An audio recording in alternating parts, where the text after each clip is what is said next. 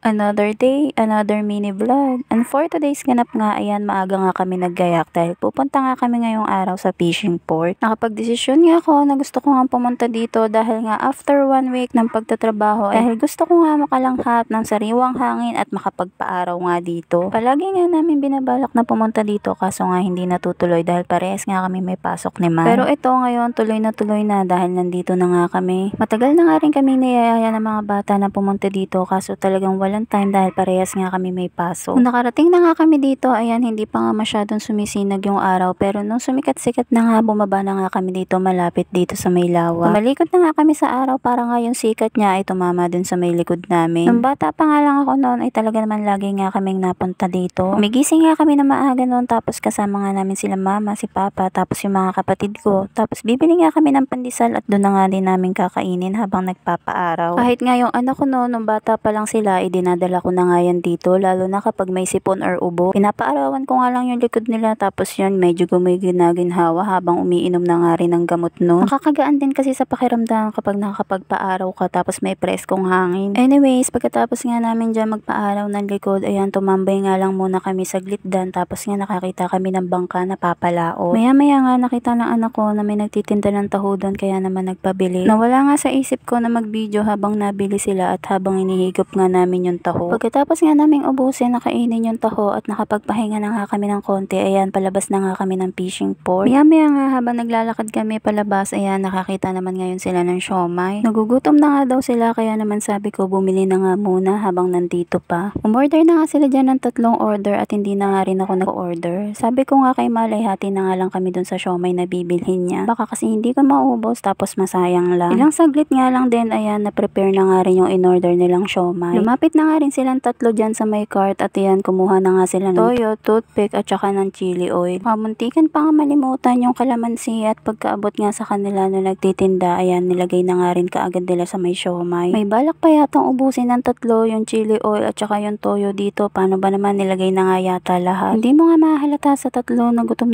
na sila. Paano ba naman kabibilis nga kumain na talaga naman nilantakan na nga kaagad. Pagkatapos nga nila i-prepare yung siomay nila, pumunta na nga sila dito sa may lilong at dito na nga rin kumain. Maya nga inabot na nga sa akin ni Mahal yung siomay at sabi niya nga kumain naman daw ako kahit 1 piraso lang. Nubo ko na nga lang din yung 1 piraso tapos pinali ko nga sa kanya. At ayan lang muna for today's mini vlog. Kita-kits na lang sa susunod ko pang upload. Thank you for watching. See you on my next one. Bye!